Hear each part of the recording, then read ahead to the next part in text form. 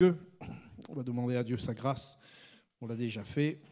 Ouvrons la parole de Dieu, s'il vous plaît. Alors, c'est un thème qui nous emmène à réfléchir. Vous savez que la parole de Dieu nous montre bien, par des signes, par bien d'autres choses, que nous sommes arrivés à la fin des temps. Et Jésus parle de quelque chose pour pouvoir nous aider aussi à comprendre. Alors, il y a un parallèle qu'on pourrait faire, puisque Jésus parle surtout aux Juifs, aux religieux qui étaient là et qui voulaient interpeller les disciples sur les règles de la loi, les préceptes. Mais Jésus voulait quand même répondre et donner quelques leçons déjà à ses disciples, mais aussi quelques enseignements et aussi quelques leçons aux pharisiens. Et il parlera de ce changement qu'il nous faut avoir, qu'il nous faut vivre, le vieil homme et l'homme nouveau. Souvent, nous en parlons dans les lettres, dans les épîtres des apôtres, des auteurs bibliques. Il nous en est parlé du vieil homme, de l'homme nouveau. C'est très important, parce que si les choses ne changent pas, les difficultés sont là. Et selon ce que le Seigneur dit, du nouveau s'associant à du neuf, un moment, au bout de quelque temps, ça peut se rompre. Du neuf et du vieux, attachés ensemble, un moment, ça peut se déchirer. Alors, on est bien conscient, et vous êtes bien conscient, que un moment, un temps de notre vie, nous arrivons un peu à la limite. À la limite. Quelques-uns, hélas, sont arrivés déjà à des limites et n'ont pas pu contenir. Mais la pensée du Seigneur, c'est que nous soyons renouvelés, que nous soyons dans des bonnes dispositions pour vivre cette vie divine, cette vie que Dieu nous a donnée. Nous ne pouvons mélanger les choses, ou essayer du moins mélanger les choses. Rajouter ceci à cela, on peut mettre ça, mais il faut bien faire attention. Il faut que nous soyons bien vigilants, frères et sœurs. Alors Jésus parle de la loi, puis il parle aussi de la grâce, dans laquelle nous vivons, sans qu'il ait dit qu'il a aboli la loi, bien au contraire, il est venu accomplir. Mais l'idée et l'image de tout cela, qu'est la loi, elle est surtout dans atteindre et l'objectif de vivre Christ, et que Christ soit vécu. Et en ce qui nous concerne, nous devons vivre Christ. Mais dans cette vieille outre, des fois, ou certaines choses de notre vieille nature, nous cherchons, hélas, des fois à mélanger un petit peu. On se dit, ça va passer. Oui, peut-être que ça passe aujourd'hui, ça passe demain, mais à la fin, on en arrive à nos limites. Et puis, finalement, ça se déchire. Ou ça se rompt, selon ce que là où nous pourrions positionner. Alors, Paul dit quelque chose, et je vous lis les textes, puisque quelques textes bibliques, références bibliques vous seront lus tout le long de ce passage, de ce message. Christ est ma vie et la mort m'est un gain. Ça se trouve dans Philippiens, chapitre 1er, verset 20-21. Christ est ma vie et la mort m'est un gain.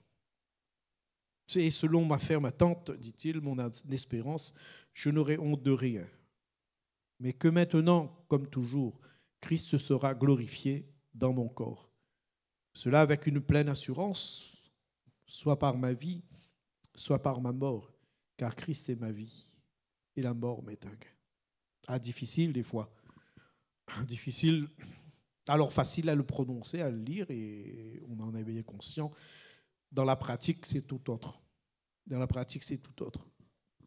C'est pour cela, frères, sœurs, nous devons regarder les choses. Vous savez que nous sommes morts. C'est par Christ que nous vivons. Amen.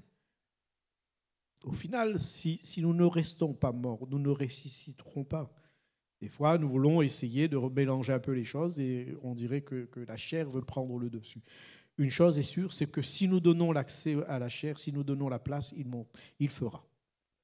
Il prendra la place. Hélas, pour notre désavantage, mais il prendra quand même la place.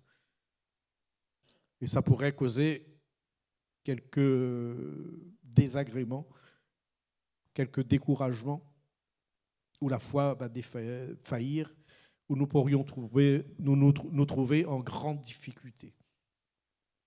Dans le chapitre 2 de Galates, versets 19-20, il dit ceci: « Or, en ce qui concerne la loi, je suis mort.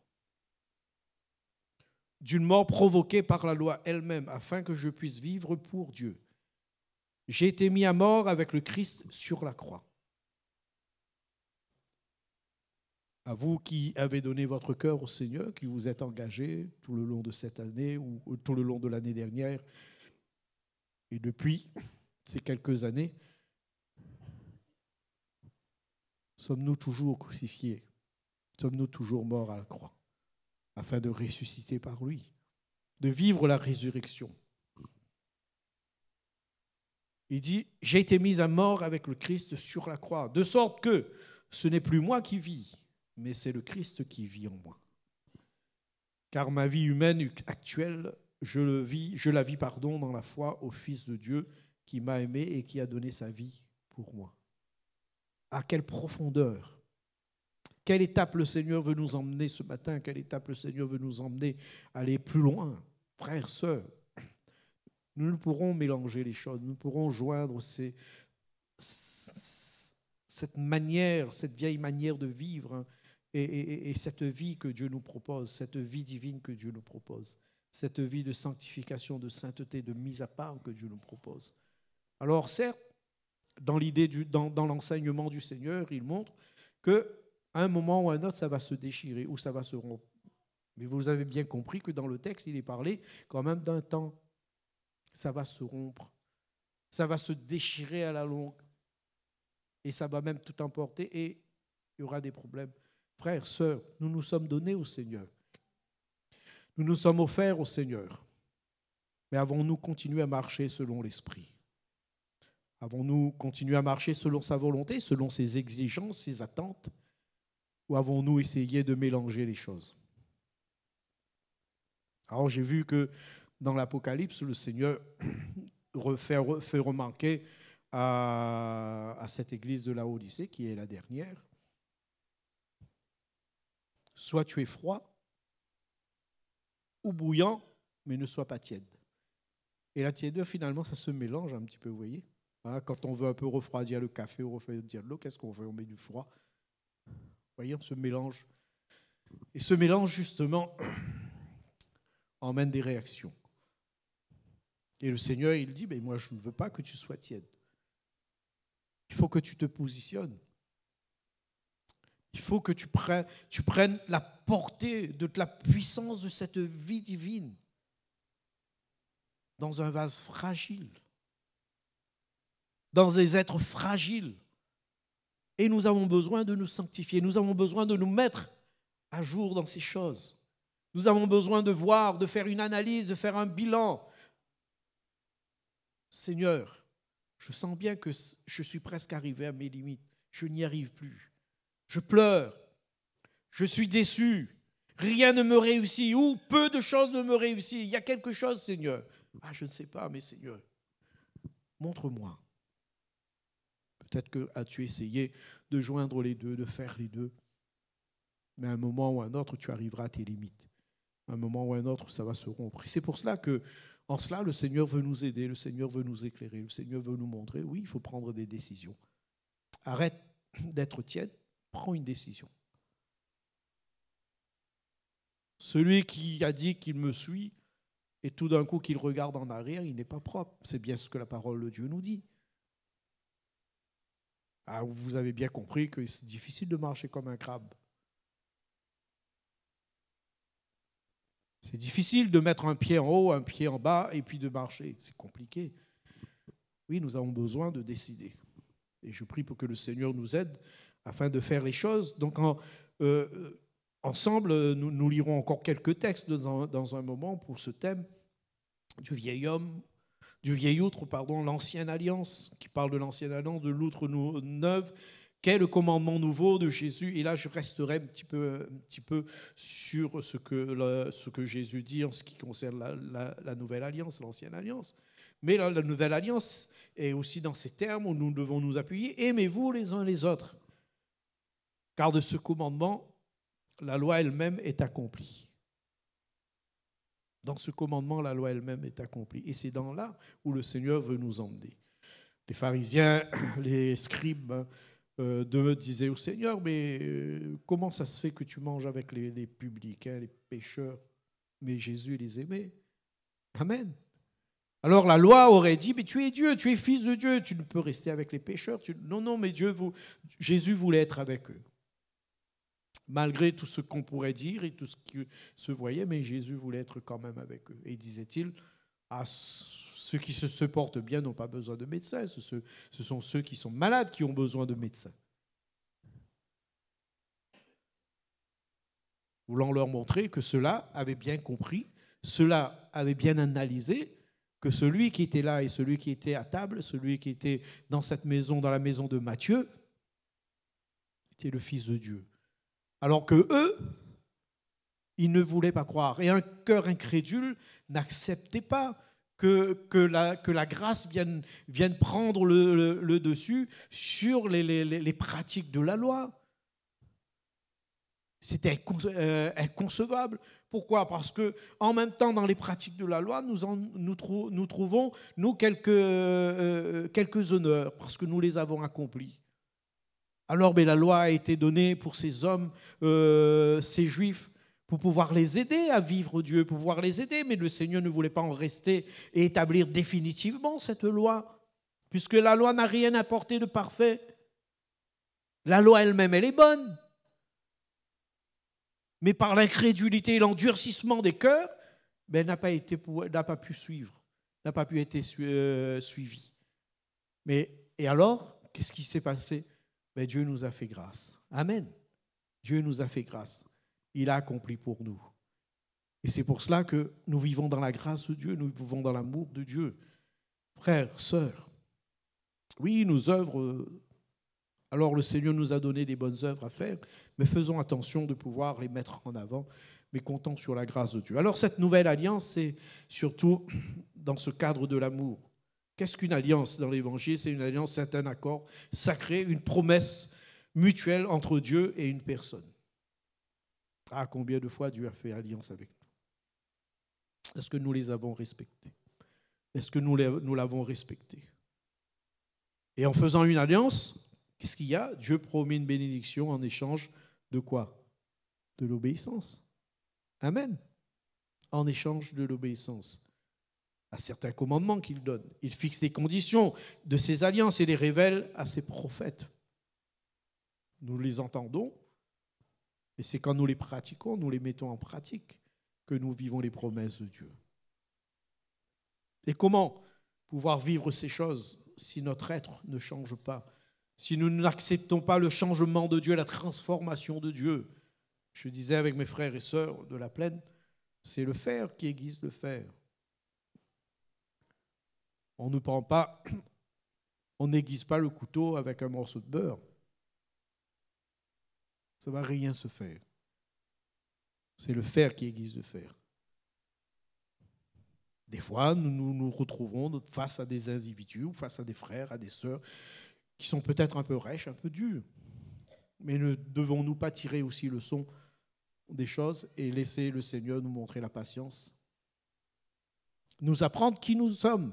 Parce qu'au fait final, des fois, l'orgueil agit. Vous savez, l'orgueil, vous allez remarquer toujours l'orgueil. Parce que l'orgueil réagit. Et quand nous prenons conscience de certaines choses, nous agissons ou nous faisons. Mais au moment quand nous avons une réaction, c'est l'orgueil qui est réveillé. Ça révèle les choses en nous. Vous voyez? Et nous avons besoin, frères, sœurs, que le Seigneur grandisse et que nous nous diminuions. Amen. Nous avons besoin que l'humilité vienne. Et disait quelqu'un que la maison où Dieu aime habiter, c'est la maison d'un cœur humble. Nous avons besoin de rester dans ce cœur humble. Alors, la définition d'une outre, c'est un sac de peau, de bouc, de chèvre, de cochon, de bœuf ou de veau, cousu par un bout et dont toutes les coutures sont soigneusement bouchées par de la poix, afin de pouvoir y renfermer les liquides ou le gonfler d'air. Il s'agit donc d'une des premières formes de récipiendaire. Le Seigneur utilise donc ces choses pour pouvoir montrer là où ça va. Parce que le vin nouveau, ça n'a pas encore fermenté. Et le mettre dans le vieil outre, ben ça va gonfler, puis à un moment, paf, ça va exploser. C'est pour cela que c'est à la longue. Il y a des choses, frères et sœurs, que nous devons prendre en compte des paroles du Seigneur. Et ce n'est pas d'aujourd'hui que le Seigneur nous montre comment il nous faut vivre. Alors, peut-être des fois, on se dit, on tourne la page et on continue parce que rien ne se passe.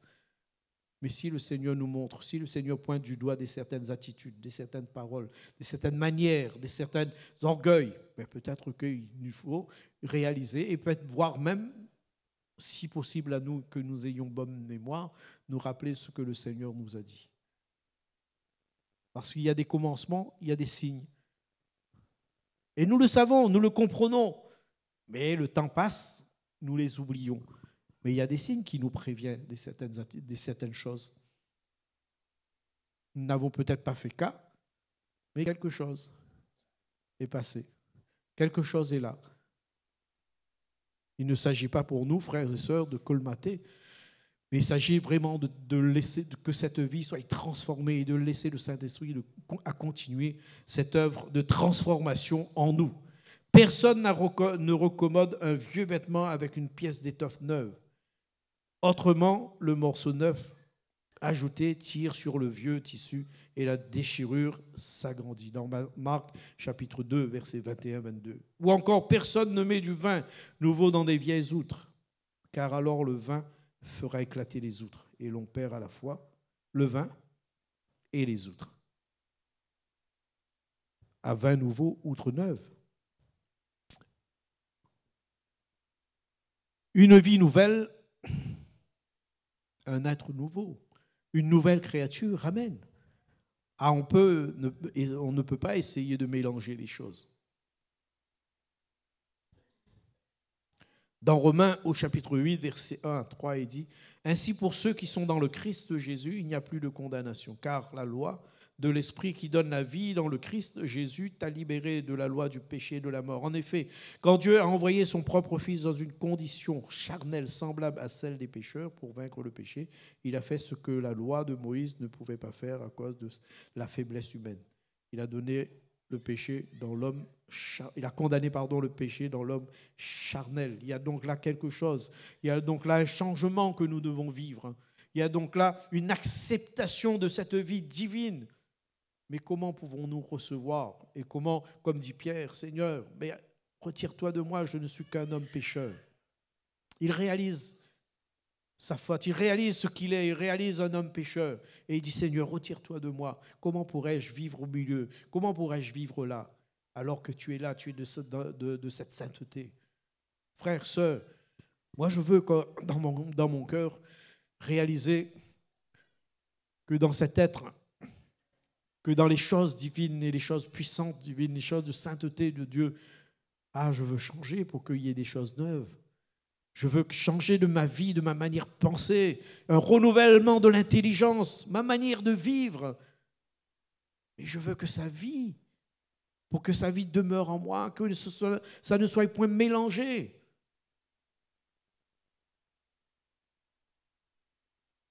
Mais que cette vie, justement, m'amène à réaliser cet être pas suffisamment propre pour pouvoir porter ce que Dieu veut, pour pouvoir être ce que Dieu veut. Et en cela, j'ai besoin de son esprit. J'ai besoin de son aide, j'ai besoin de sa parole qui continue à purifier mon cœur. Rappelez ce que David disait à un moment parce qu'il avait bien ressenti sa misère. Ah Seigneur, je serre ta parole dans mon cœur. Pourquoi? Afin de ne pas pécher contre toi. Qu'en est-il, frères, sœurs? Qu'en est-il dans notre analyse? Quelqu'un disait, pourquoi Jésus, et là je ne le fais que citer, pourquoi Jésus raconte tout cela? Parce qu'il est confronté donc aux pharisiens qui veulent absolument garder l'ancienne alliance et ses préceptes, mais qui en refusent l'aboutissement. Et l'aboutissement, c'est qui? C'est la personne de Jésus. Le but, Christ lui-même. Alors que Jésus veut leur montrer, par ces paraboles qu'il donne, qu'il est de garder l'ancien qui est prêt à disparaître. C'est absurde de garder l'ancien qui est prêt à disparaître et de rejeter le nouveau. C'est bien, et c'est ce que Paul dit. Parce que le nouveau est là. Et puis on veut mettre ce nouveau, et on le lira tout à l'heure, dans Galates, et on veut mettre ce nouveau, mélanger avec l'ancien, on veut faire les choses, etc. Mais ça ne va pas tenir jusqu'à la fin, ce n'est pas possible. Vin nouveau, outre neuf. Vêtements neufs,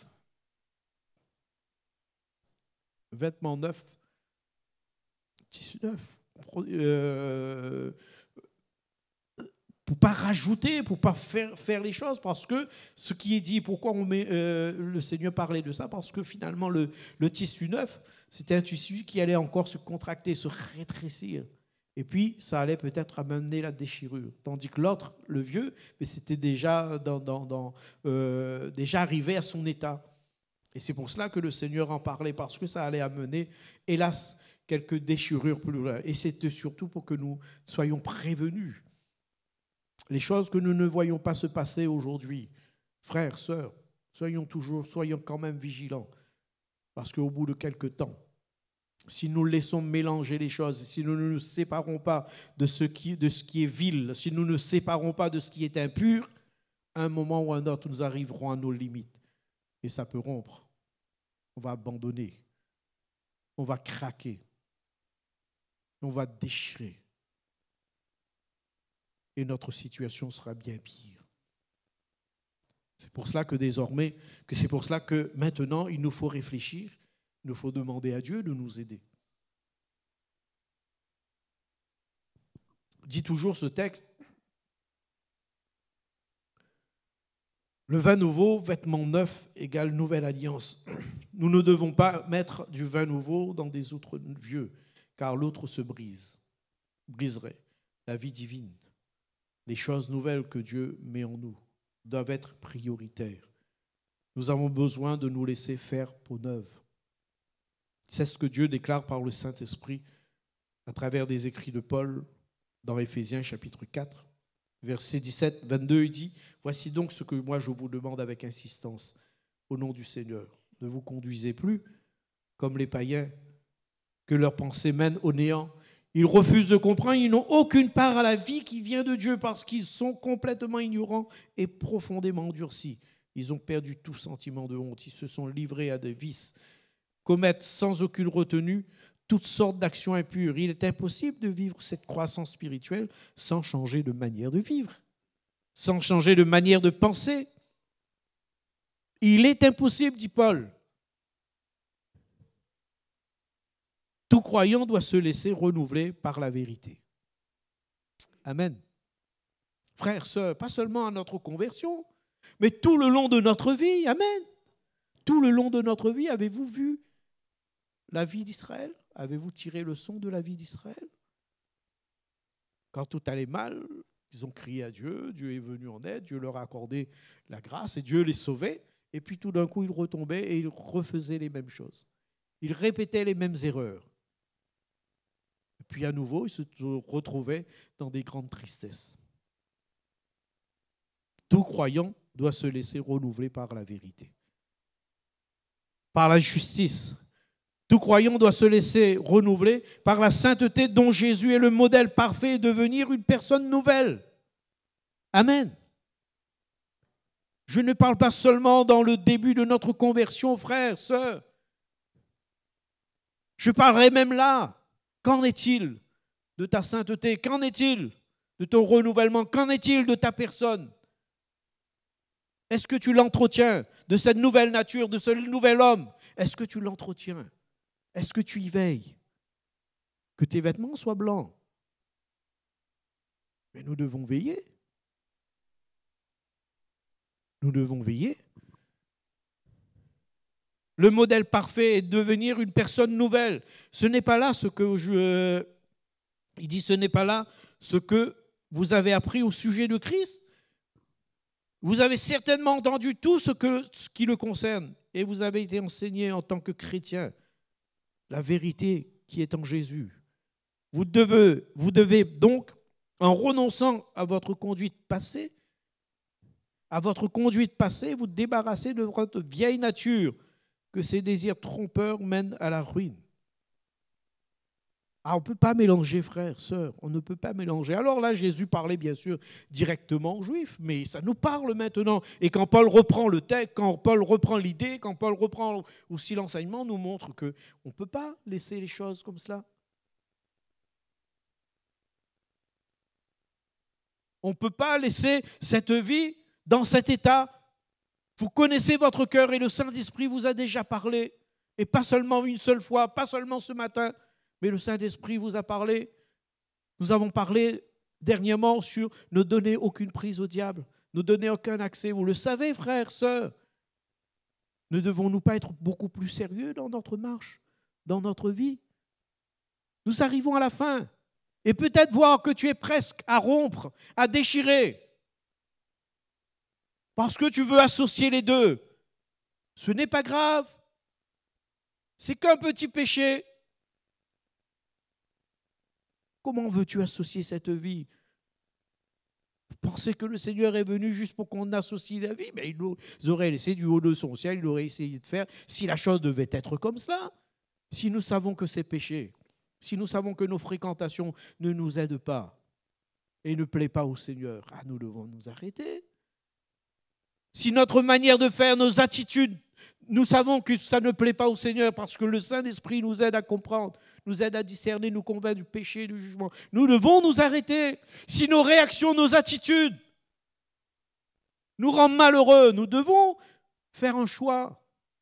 Penser que nous pouvons mélanger les choses, à un moment, ça va se rompre.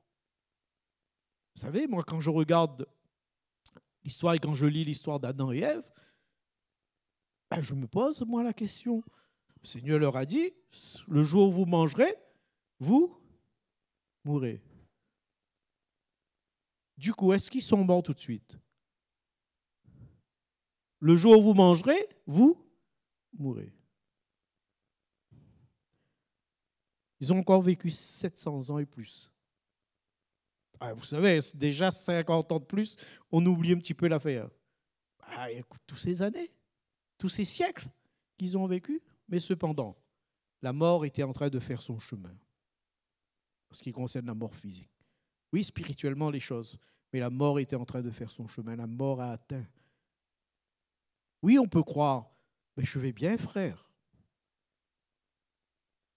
Je vais bien, il n'y a pas de souci. Spirituellement, je tiens. Je suis un homme pieux, je suis une femme pieuse. Je jeûne 3 fois par jour, je donne ma dîme, je ceci, je cela. Mais cependant, si tu ne te laisses pas éveiller par le Saint-Esprit, voilà ce que dit l'Esprit. Celui qui a des oreilles entende. Dieu nous avertit. Dieu nous montre. Oui, aussi au spirituel que vous pourriez être. Je vais vous dire quelque chose et peut-être que ça va vous choquer. Même étant dans l'église, vous pouvez être perdu. Si Christ ne fait pas, si Christ ne vient pas vous chercher, si l'Esprit ne vient pas vous chercher, vous convaincre et vous trouver, vous pouvez être perdu.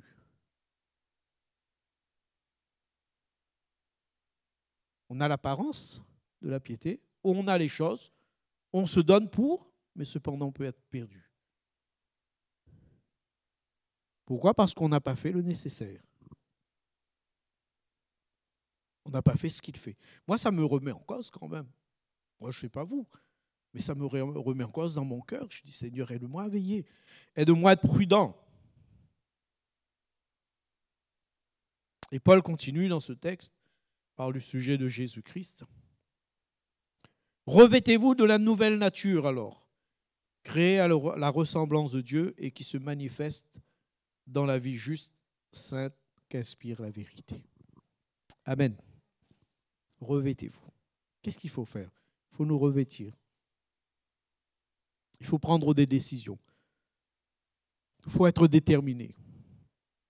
Peut-être que allez-vous sortir de cette salle comme vous y êtes entré, ou peut-être que vous allez y réfléchir ou être bouleversé, mais il faut prendre une décision. Et Paul, voilà ce qu'il conseille, puisque Il parle de cette nouvelle vie, de cette nouvelle créature, de cette nouvelle création que Dieu fait. Revêtez-vous donc de la nouvelle nature, créée à la ressemblance de Dieu. Et c'est comme cela que nous pourrons supporter la vie divine, cette nouvelle vie, les choses d'en haut. Parce que sinon, le charnel sera toujours. Et Paul lui-même, il le dit, mais quand je veux faire le bien, mais c'est le mal que je fais.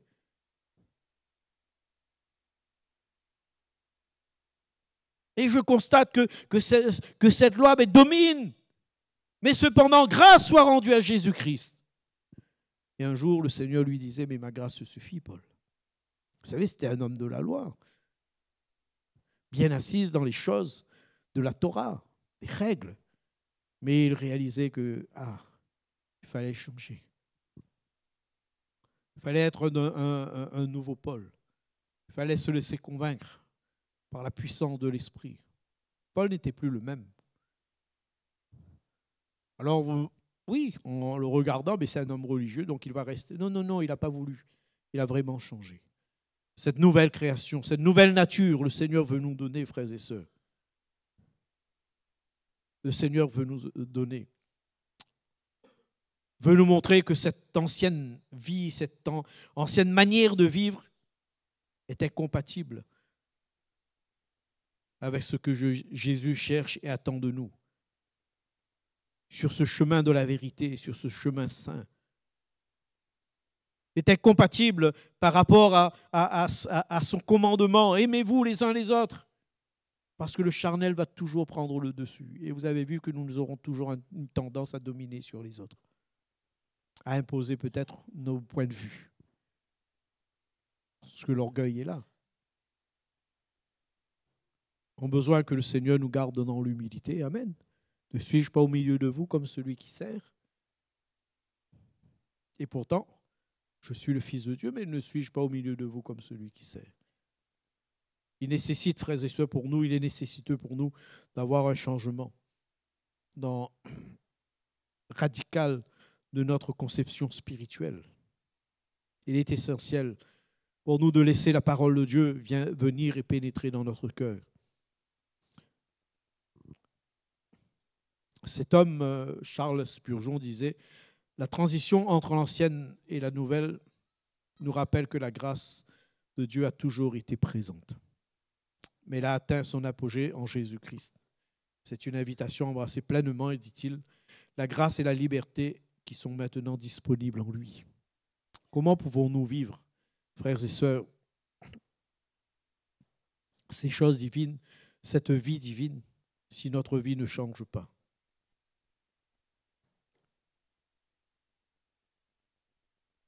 Par les vieilles outres, par les vieux vêtements que représente Nouvelle Alliance et l'Ancienne Alliance, il dit, va jouer un rôle important en préparant donc les cœurs des gens. Mais il dit que cette loi, que cette Nouvelle Alliance, que ces lois étaient imparfaites. Et la Nouvelle Alliance qui symbolise le vin nouveau et les vêtements neufs va apporter la perfection. Et la perfection se trouve dans l'amour, la libération des anciens rituels, des préceptes. Le passage suggère que cette transition demande donc un changement pour nous. Alors, j'ai entendu quelques-uns qui, hélas, disaient retourner dans les pratiques juives. Comme disait Paul, mais si vous le faites circoncis, si vous faites le sabbat, si vous faites ceci, à ce moment-là, il faut tout faire parce que vous ne pouvez accomplir qu'une seule chose. Il faut tout faire. À quelle complication? Et même eux-mêmes, ils n'ont pas réussi. Ils n'ont pas réussi. Et on a vu leur faiblesse. On a vu les limites de cela. Mais grâce soit rendue à Dieu.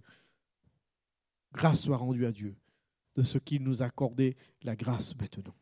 La grâce ne veut pas dire que nous devons vivre n'importe comment. Mais nous devons faire attention à notre vie.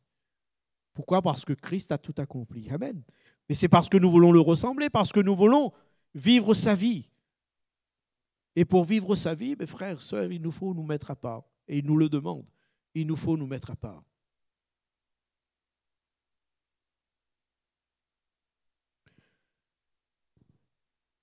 Dans Colossiens au chapitre 3, versets 1 et 4, il dit parle de la vie ancienne, c'est avec le Christ que vous avez été réveillés de la mort. Alors que dit-il? Puisque c'est avec le Christ que vous avez été réveillés de la mort, cherchez donc les choses d'en haut, là où Christ se trouve, assis à la droite de Dieu. Le but de notre vie est en haut et non sur la terre. Pourquoi nous accrocher sur ces choses de la terre? Oui, vous êtes passés par la mort et votre vie est cachée avec le Christ en Dieu. Le Christ est votre vie. Et quand il apparaîtra, vous aussi, vous paraîtrez avec lui et vous participerez à sa gloire. C'est pourquoi, faites donc mourir ce qui en vous appartient à la terre. Par exemple, menez une vie immorale ou une vie impure, désirez des choses honteuses et mauvaises, cherchez à avoir tout pour soi, ce qui est une façon d'adorer les faux dieux. Voilà ce qui attire la colère de Dieu sur ceux qui refusent de lui obéir. Autrefois, vous aussi, vous agissiez ainsi quand vous viviez de cette manière. Mais maintenant, rejetez tout cela. La colère, la violence, la méchanceté. Ne lancez pas d'insultes ni de paroles grossières. Ne vous mentez pas les uns aux autres. En effet, ce que vous étiez avant, avec votre façon de vivre, vous vous en êtes débarrassé comme d'un vieux vêtement. Comme d'un vieux vêtement. Et comme si vous aviez mis un vêtement neuf, vous êtes devenu une personne nouvelle. Amen. Et cette personne se renouvelle sans cesse. Elle ressemble de plus en plus à son Créateur. Pourquoi? Parce qu'il a mis ce vêtement neuf.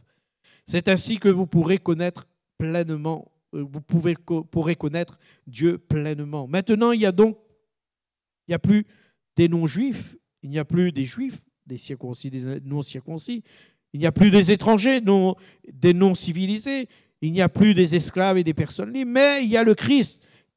Écoutez bien ce qu'il dit, il est tout et il est en tous. Amen. Il est tout et il est en tous. Dieu a voulu, Dieu a choisi, il veut que vous soyez à lui. Et il vous aime. Donc, faites-vous un cœur plein de tendresse, de pitié. Un cœur simple, un cœur doux, un cœur patient. Supportez-vous les uns les autres. Pardonnez-vous. Et si quelqu'un a un reproche à faire à un autre, le Seigneur vous a pardonné. Agissez comme lui. Et surtout, aimez-vous. L'amour est le lien qui unit parfaitement. Que la paix du Christ dirige vos cœurs. Dieu vous a appelé à cette paix pour que vous formiez un seul corps. Et dites-lui toujours merci. Voilà ce que nous dit ce récit. Frères, sœurs, nous devons analyser notre vie et comprendre tout ce qui se passe. Peut-être êtes-vous, comme je l'ai dit, êtes-vous prêt vous êtes arrivé à vos limites dans la marche chrétienne. Vous n'arrivez plus à endosser certaines choses. Vous n'arrivez plus à accepter certaines choses. Vous n'arrivez plus à supporter certaines choses. Vous n'arrivez plus à pardonner certaines choses. Vous êtes arrivé à la limite. Pourquoi? Il y a eu peut-être le mélange. Et l'autre est en train de se rompre, est prêt à se rompre. Le vêtement, la pièce que vous avez rajoutée, est prêt à déchirer l'autre. Et en cela, nous avons besoin que le Seigneur renouvelle nos vies. Seigneur, nous voulons un vêtement neuf. Nous voulons une vie nouvelle. Nous voulons être changés, nous voulons être transformés parce que ta vie, cette vie de sainteté, comment la contenir dans ce vase? Comment la contenir dans ma manière de vivre, dans ma manière d'être avec les autres? Comment, Seigneur, contenir cela? Ce n'est pas possible. À un moment, je vais craquer. À un moment, ça va exploser. Mais j'ai besoin de me mettre en diapason avec ta vie. Frères, sœurs, même après toutes ces années, vous et moi, nous avons besoin de nous mettre en diapason avec la vie de Dieu. Abandonner le vieil homme, abandonner la vieille nature pour devenir une nouvelle créature. L'Esprit Saint, c'est lui qui nous donne la force de vivre cette nouvelle réalité.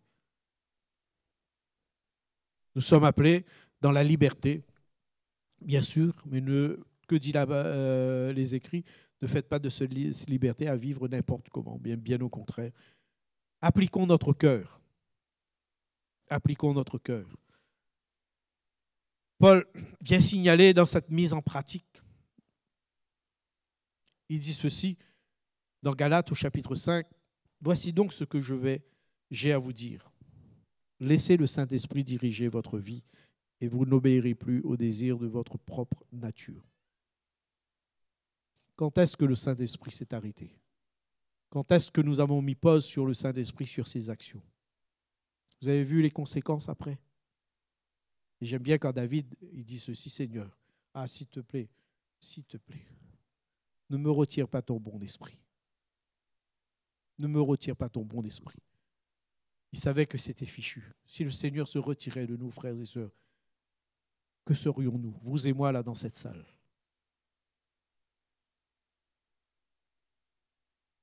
Que ferions-nous?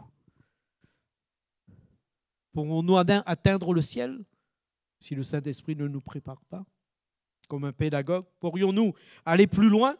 Nous allons exploser parce que nous ne pouvons pas supporter cette vie de Dieu. La chair même n'y peut pas, la chair même n'y arrive pas. Quand je veux faire le bien, mais le mal est attaché à moi. Seul le Saint-Esprit peut nous aider dans ce domaine. Seul le Saint-Esprit peut nous venir en aide. Et nous devons crier, Seigneur, aide-nous. Ne nous retire pas ton bon esprit. Parce que peut-être que je suis dans une situation où j'ai trop mélangé. Peut-être que je suis dans une situation, je n'ai pas fait comme tu veux. Samson, on en a fait les frais. On en a fait les frais. David, dans ses péchés, à un moment, il s'est rendu compte combien il était si malheureux. Et c'est pour ça qu'il le dit, mais Seigneur, ne me retire pas ton esprit, parce qu'il s'est senti faible. Il se sentait comme un peu où il n'y avait plus de protection, à la merci de l'ennemi. Et il dit, Seigneur, donne-moi ton esprit. Amen. Donne-moi un cœur bien disposé. Frères, sœurs, laissez le Saint-Esprit diriger votre vie, et je dirais même à nouveau votre vie. Vous n'obéirez plus aux désirs de votre propre nature. Car notre propre nature a des désirs contraires à ceux de l'Esprit. L'Esprit a des désirs contraires à ceux de notre propre nature. Ils sont complètement opposés l'un à l'autre, de sorte que vous ne pouvez pas faire ce que vous voudriez. Notre vie, ma vie, ta vie, doit continuer à être dirigée par son esprit dans cette nouvelle vie. Nous devons laisser le Seigneur continuer cette transformation, ce changement. Nous voulons, Seigneur, que notre vie change. Nous voulons que sa grâce vienne en nous. Quelqu'un disait, pour vivre pleinement dans cette nouvelle alliance, nous devons devenir des nouvelles créatures. Et cela signifie abandonner ses anciennes identités et adopter une identité en Christ. La transformation intérieure est la clé de la vie victorieuse de Christ. Vous êtes à l'école de Dieu, vous le savez. Alors oui, on pleure, mais vous êtes à l'école de Dieu. On ne comprend pas toutes les leçons tout de suite, mais vous êtes à l'école de Dieu. Il nous forme, il nous transforme. Des fois, nous devons rester dans le silence et laisser le Seigneur nous parler, nous apprendre. Mais nous sommes à l'école de Dieu. Alors du coup, pourquoi nous sommes à l'école de Dieu? Parce que Dieu veut nous instruire, Dieu veut nous enseigner. Pourquoi resterions-nous? Et pourquoi Dieu insisterait à m'enseigner? Pourquoi Dieu insisterait à me former? Pourquoi Dieu insisterait? Mais parce qu'il veut nous voir dans le ciel. C'est son objectif. Parce qu'il veut nous voir dans le ciel, donc il nous faut nous préparer. Il faut qu'il nous prépare, qu'il nous façonne, qu'il nous aide à vivre sa vie. Il nous aide à être identifiés à lui, à le ressembler. Aussi, et je terminerai, ces paraboles viennent enseigner nos cœurs. Jésus parle de cette nouvelle alliance et je vous en ai parlé, de la perfection de l'amour par l'esprit, qui est utile donc pour nous de revenir, à ces choses, et puis nous rappeler peut-être que nous avançons pensant que, et ce matin nous avons besoin de réfléchir à cette vie, à ma vie. Seigneur, Qu'est-ce qui se passe au fond de mon cœur? Vin nouveau, outre neuve, voilà ce que nous devons faire. Le vin nouveau, les outres neuves, les vieilles habits, l'habit neuf se mélangent difficilement. L'alliance nouvelle en Jésus-Christ et l'homme nouveau, voilà ce que nous devons continuer à vivre, frères et sœurs. Peut-être quelques-uns, je le disais tout à l'heure, arrivent à la limite. Peut-être que quelques-uns arrivent donc à cette limite, pas très loin de rompre. Car avec le temps, dira Jésus, l'un emportera l'autre. L'un fera rompre l'autre. Car le vieil homme, la vieille nature, ne peut supporter l'alliance nouvelle. Et tout cela demande pour nous un changement, d'être une nouvelle créature. Le vase de terre que nous sommes, dans ce vase, nous portons le dynamisme de la vie divine. La sainteté, nous portons la puissance de la parole. Vous ne pouvez me voir et vivre, dit le Seigneur. Nous avons besoin que cette vie soit sanctifiée. Sanctifiez-vous, dit le Seigneur. Changez dès maintenant, laissez-le, et laissez le Saint-Esprit prendre la main, frères et sœurs. Laissez le Saint-Esprit agir. Laissez le Saint-Esprit vous aider. Ce matin, Seigneur, je suis prêt à rompre, et il faut le reconnaître. À la déchirure, je suis presque à la limite. Je n'arrive plus, je suis découragé. Je n'arrive plus. Je croyais que, je pensais que, au début c'était du zèle, au début c'était du feu, mais là, les choses sont en train de s'éteindre. J'ai envie de m'arrêter, mais au fond de mon cœur, je sais que tu m'attends là-haut dans le ciel. J'ai envie de m'arrêter. Je n'en peux plus. Mais je sais, Seigneur, que si tu m'as sauvé, c'est parce que tu désires me voir là-haut dans le ciel. Seigneur, change mon cœur. Change ma vie. Seigneur, donne-moi à vivre dans cette nouvelle nature, nouvelle vie. Et aide-moi à vivre dans la sanctification. Frères, sœurs, qu'en est-il? Est-ce que le Saint-Esprit a toujours la main dessus? Ou avons-nous repris le devant? Avons-nous repris la main? Laissons le Saint-Esprit. Marchez selon l'Esprit et vous n'accomplirez pas les œuvres de la chair. Courbons nos cœurs un moment. Demandons à Dieu de nous aider. Et si quelques éléments de la chair étaient en train de prendre le dessus, quelques décisions, hélas, qui émaneraient de nos sentiments, étaient en train de prendre le dessus, demandons au Seigneur de nous aider. Peut-être sommes-nous arrivés, comme je l'ai dit, à la limite, prêts à rompre, prêts à abandonner, mais demandons au Seigneur de nous aider parce que nous avons besoin d'être renouvelés. Et si nous sommes prêts à rompre, c'est parce que cette vie nouvelle ne peut être contenue dans des choses anciennes et être mélangée. Vous et moi, nous avons besoin d'être changés. Alléluia. Merci pour ta grâce, Seigneur. Merci pour chaque frère, chaque sœur. Merci parce que tu nous appelles à être dans la vérité. Tu nous appelles à être cette nouvelle